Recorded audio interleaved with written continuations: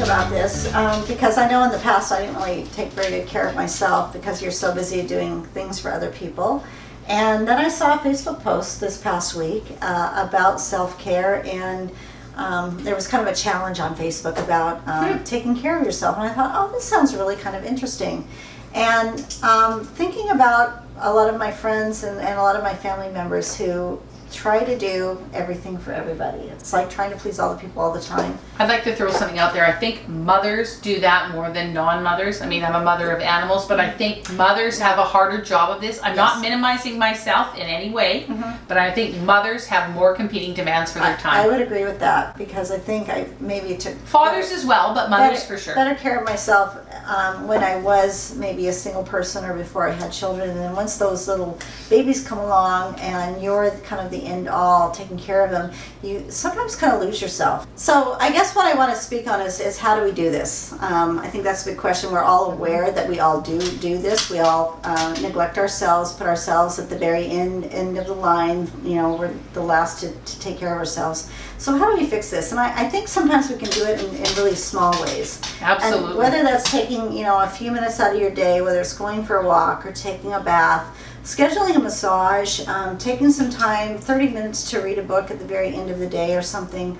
Going for a walk for 30 minutes or half an hour? Yeah, you could do something like that. There's really small ways where you just want to say, okay, I just need a few minutes. Have a bath, paint your nails. You could journal. You could write in a journal if that's what do you love to do, right? Exactly. What do you love to do? What makes you feel good and re-energized and fill you up again? Well, and I think that's what's also going to give you strength. It's going to give you courage to kind of speak out about this or to stand up for yourself sometimes. Because I think sometimes you just think, oh, it's just easier if I do it myself. And I know that I felt like that. It's easier if I don't ask somebody to fold the laundry. It's easier if I just go to the grocery store myself. Just grab it yourself. Well, I find that even my husband says, well, if you take the garbage out. He'll say, if you had asked me, because they're not always aware, because we've done everything for them for so long, they're not really aware.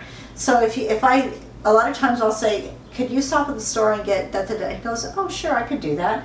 And it's not really a big deal. Like they're good kind point. They're kind of happy to help a little bit. Absolutely.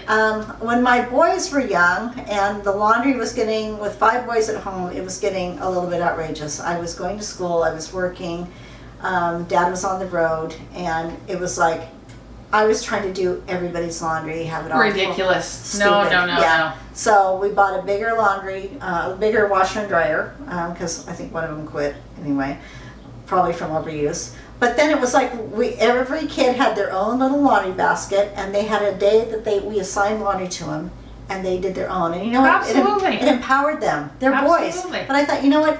I don't want them to think that they're going to find a woman, whether it's their girlfriend or their mom, their mother-in-law, whatever, who's going to always take care of them. So I said, this isn't the 50s. This is not the 50s. You have to know how to be self-sufficient. So you have to know how to do your own laundry. Cook. You have to know how to cook. Yeah. Clean. I generally cook dinner for most nights, but when I cooked, they cleaned. Absolutely. So this is a kind of a self-care, because what I did Why with do you need to be super mom? Why do you work They too? learned how to make their own bed. They learned how to change their own sheets and stuff like that.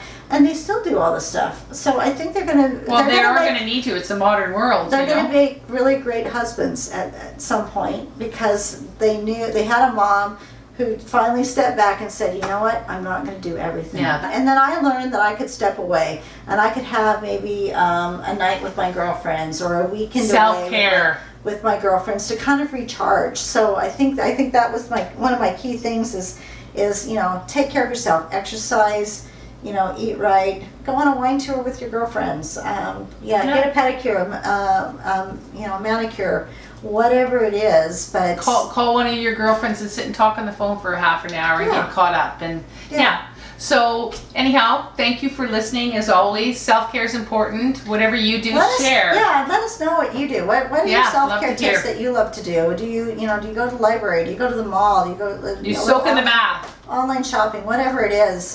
Let us know. My dear friend Kelly and I'm Nancy, and we are Inspiring Women on a Mission. We hope we're inspiring you. Thank you. Thank you.